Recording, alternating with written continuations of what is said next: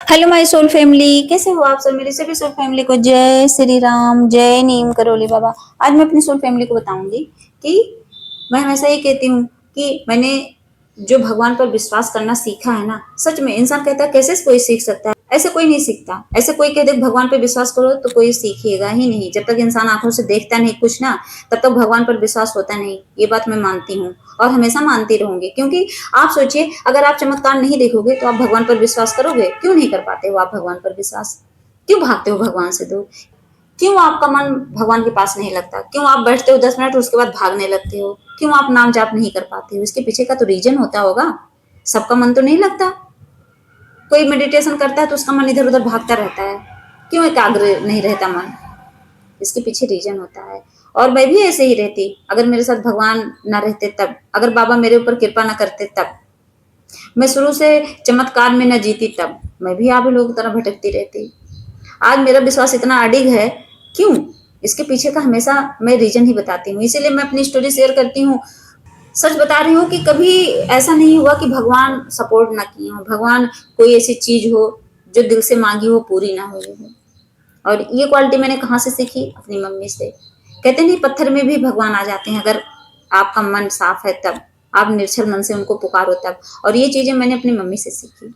अभी एक स्टोरी में मैंने बताया था कि एक आंटी थी, उनके 4 बेटे थे, बेटी नहीं थी। अब वो बेटी के लिए बहुत परेशान थे। तो क्या हुआ कि जैसे अब मम्मी सत्संग वगैरह में जाती थी तो हमेशा वही कहती थी कि सच में भगवान सुनते हैं। तो मम्मी कहती थी हाँ। जैसे मम्मी हमेशा भगवान की चर्चा करती रहती थी तो सब यही सोचते थे कि 24 घंटे भगवान भगवान क्यों करती हैं। तो किसी को यकीन होता नहीं था, लेकिन मम्मी के साथ होता था चमत्कार तो मम्मी बोलती थी, जैसे आज मैं बोलती हूँ। तो क्या हुआ कि उन आंटी ने कहा कि सच में मतलब मेरे 4 बेटे हैं और मुझे जब देखती थी तो कहती थी बस ऐसे ही बेटी मुझे चाहिए। मैंने उस स्टोरी में शेयर भी किया था कि मेरी ही तरह उम्मीद लगा के बैठी थी। तो मम्मी कहती थी कि हाँ, अगर भगवान चाहते हैं तो दे देते हैं। तो कही अच्छा ठीक है, अगर ऐसी बात है तो भगवान से दुआ करिए कि मुझे भी हो जाए एक बेटी। तो मम्मी ने कहा कोई बात नहीं, मैं कहूंगी भगवान से कि हाँ भगवान सुने आपकी। तो क्या हुआ कि हमेशा ही दुआ करती रहती थी। और देखिए भगवान की माया, मम्मी गई सत्संग में, वहां से प्रसाद लाई। प्रसाद लाई तो मम्मी ने कहा उन आंटी को, लो ये प्रसाद खा लो, अगर भगवान चाहेंगे तो आपकी बेटी हो जाएगी। और सच में वो प्रसाद, देखो कहते हैं, देखो प्रसाद में पावर नहीं था, विश्वास में पावर था। हमेशा ही कहती हूँ कि विश्वास में कितनी शक्ति होती है, ये चीज आप हमेशा याद रखना।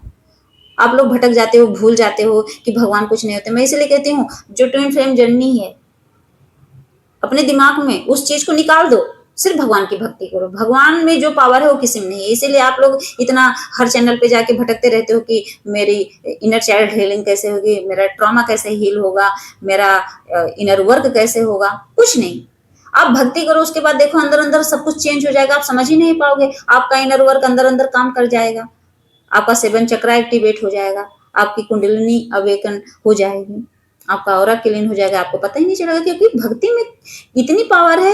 ये चीजें, जितनी स्टोरियां हैं, जितने भक्त की आप कहानियां सुनिए, उसमें क्या था? वहां किसी ने बताया कि हम इनर चाइल्ड हीलिंग किए थे? कहीं लिखा है? नहीं। अंदर अंदर सब हो रहा था। वो आत्मा चेंज होती रहती है, अंदर से सब कुछ बदलता रहता है, मन चेंज होता रहे, विचार चेंज हो जाते हैं।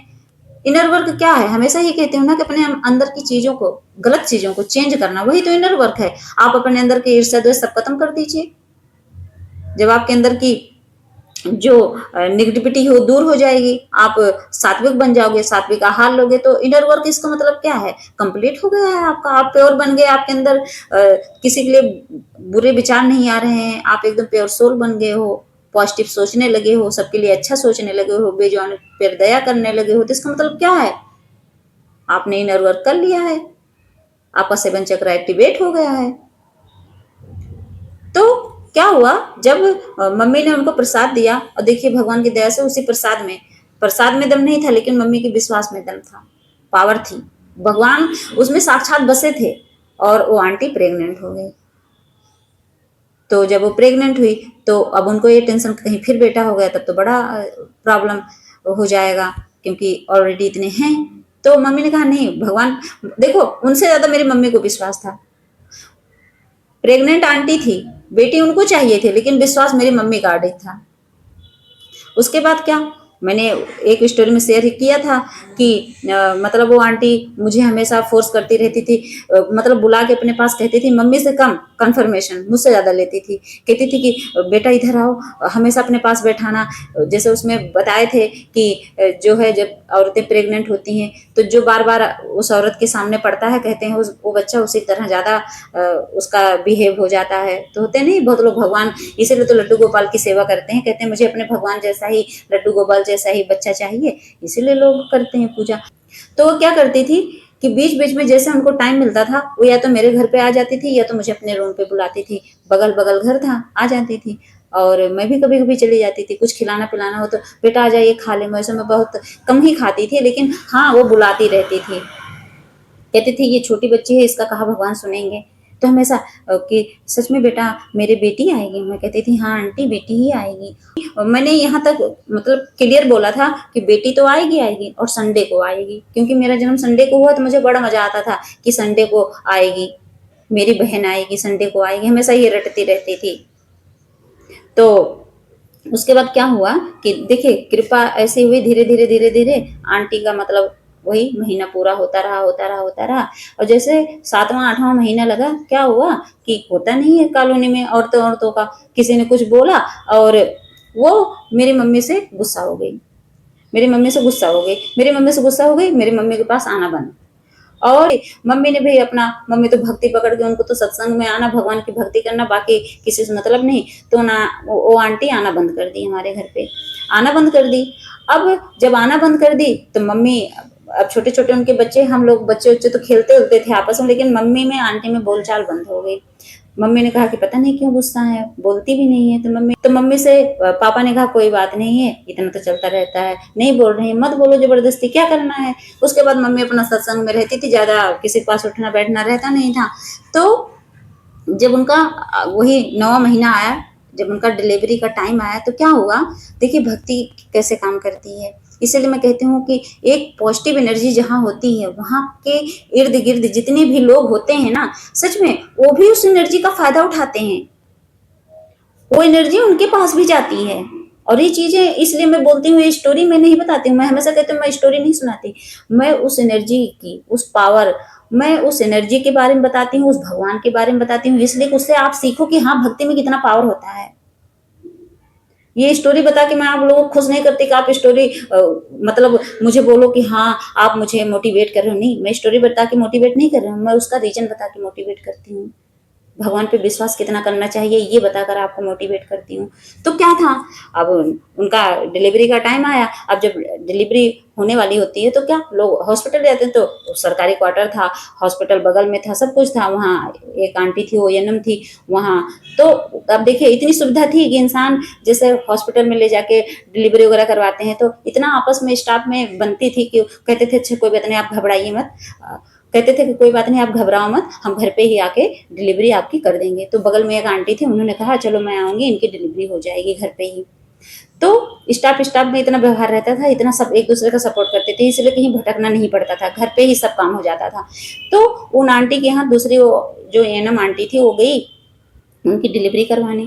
आप विश्वास नहीं मानोगे, मतलब जैसे होता नहीं, अब जैसे मैं भले छोटी थी, लेकिन ये चीजें मैं शुरू से मम्मी के मुंह से सब स्टोरी सुनती आई हूँ, इसलिए इतना क्लियर बता रही हूँ आपसे। और होते नहीं, भगवान की दया ऐसी थी कि मेरा जो याददाश्त है ना बहुत स्ट्रांग है। मुझे बचपन में भी कोई अगर एक उंगली से ऐसा करके एक थप्पड़ भी मारा हो ना तो मुझे वो भी याद रहता है। तो क्या हुआ कि मम्मी से वो नाराज थी, तो मम्मी को बुलाई ही नहीं। अब वहाँ सारी आंटी वांटी इकट्ठा होकर उनके घर पे गई। वो आंटी जो एनम थी वो भी गई, वो नर्स थी, वो तो जाती जाती वो गई उनकी डिलीवरी करवाने। तो क्या हुआ, सोचिए वो बच्चा हो ही नहीं रहा है, बच्चा हो ही नहीं रहा है, बच्चा हो ही नहीं रहा। अब परेशान अंकल, अब उनके पति परेशान होंगे होंगे कि अब क्या दिक्कत हो गई, कहीं ऑपरेशन तो नहीं होगा इनका, क्या है, सब एकदम घबराए हुए। वो नॉर्मल जो एनम आंटी थी वो नॉर्मल डिलीवरी करवाती करवाती थी, और सोचो वो करवा नहीं पा रही, बच्चा हो ही नहीं रहा है। ये क्या थी, माया थी। और वो उधर मतलब रो रही है, मम्मी बगल में आवाज उनकी सुन के मम्मी एकदम परेशान है। मम्मी कह रही बताओ मुझे कोई एक बार बुला भी नहीं रहा है, अब मैं क्या करूं। मम्मी एकदम परेशान, एकदम घबराहट, मम्मी को एकदम उलझन मची है। मम्मी कह रही है बोलती भी नहीं, अगर मैं अचानक पहुंच गई कुछ उल्टा हो जाए तो ये तो ब्लेम करेगी। लेकिन मेरी मम्मी की आत्मा एकदम तड़फ रही है, एकदम तड़फ रही है। और मम्मी को जैसे भगवान पुश नहीं करते कि तुम जाओ।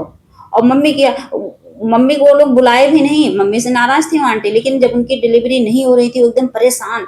मम्मी कह रही थी 2-3 घंटे बीत गए, नहीं हो रहा, नहीं हो रहा, नहीं हो रहा है।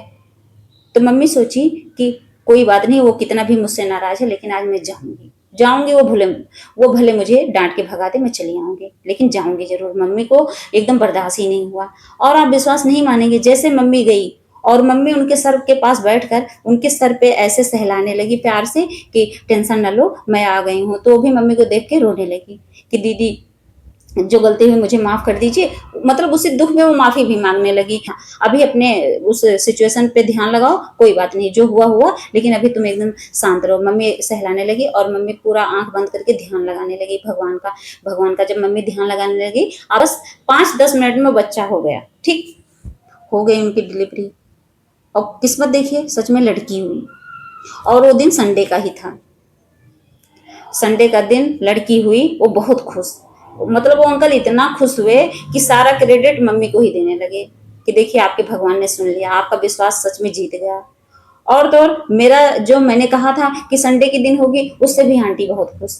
तो उन्होंने कहा कि जब सब कुछ इनकी कृपा से हुआ है, इनके भगवान की मर्जी से हुई है, इनकी मतलब उनको ये लगा कि जब सब कुछ इनकी भगवान की मर्जी से हुआ है, इनके आशीर्वाद से हुआ है, उस प्रसाद की कृपा से हुआ है, तो मैं जो ये लड़की बोलेगी वही नाम रखूंगा। अब तो उस समय मेरा क्या, मैं तो नॉर्मल जैसे बच्चियां होती हैं ऐसे मैं भी खेलते घूमते। तो उन्होंने पूछा कि बेटा तुम बताओ इसका नाम क्या रखूं। अब मेरे दिमाग में पता नहीं क्या है, अचानक से मैंने कहा इसका नाम ज्योति रख दीजिए। अब अंकल इतने खुश हुए, उसका नाम ज्योति ही रख दिए। सोचिए। तो ये देखिए, ये यहाँ कृपा बताने नहीं आई हूँ, आप लोगों को जगाने आई हूँ, आप लोगों को ये बताने आई हूँ कि भगवान में कितना पावर होता है। सच में भगवान होते हैं। मैं उस परमात्मा का जो मैं उस भगवान का उस डिवाइन की एनर्जी को बताने आई हूँ। मैं आप लोगों को बताना चाहती हूँ कि सच में जो चीजें इंसान नहीं कर सकता, वो चीजें मेरे भगवान बैठे बैठे कर सकते हैं। वो चीजें मेरे बाबा कर सकते हैं। और आप लोग क्या करते हो, आप लोग 2 मिनट में सोचते हो कि नहीं भगवान कुछ नहीं होते। आप छोड़ो, मेरे घर में ही मेरे पापा लोग नहीं मानते थे, नहीं मानते थे। पापा कहते थे कि ये सब अंधविश्वास है, बोलते थे। तो ये कौन बोलता है, ये जो नेगेटिव होता है ना वही बोलता है, मैं नहीं बोलती। मेरी मम्मी नहीं बोलती थी, मेरी मम्मी रोने लगती थी अगर कोई ये कहता था भगवान नहीं होते ना, तो मम्मी रोने लगती थी कि क्यों, मतलब इतना बड़ा झूठ बोलते हो। तो जो भगवान को फील करता है ना, तो वही रोता है अपने भगवान के लिए। तो ये थी मम्मी की आदत, ये थी भगवान की कृपा, और यही होती है असली कृपा। जो मेरी बहनें भटकती हैं, जो परेशान होती हैं कि भगवान मेरी नहीं सुनेंगे, क्या सच में सुनेंगे या नहीं सुनेंगे, जहां आप क्या लगाते हो ना, इसका मतलब क्या है कि आप भगवान को समझते ही नहीं हो। अगर आप समझते तो ये क्वेश्चन करते ही ना किसी से कि क्या भगवान सच में पूरा करेंगे। ये शब्द क्या है, इसका मतलब आप ब्लेमिंग एनर्जी में हो, आप भगवान को ब्लेम करते हो, आप यूनिवर्स ब्रह्मांड को ब्लेम करते हो, आपको विश्वास ही नहीं है उस चीज पर।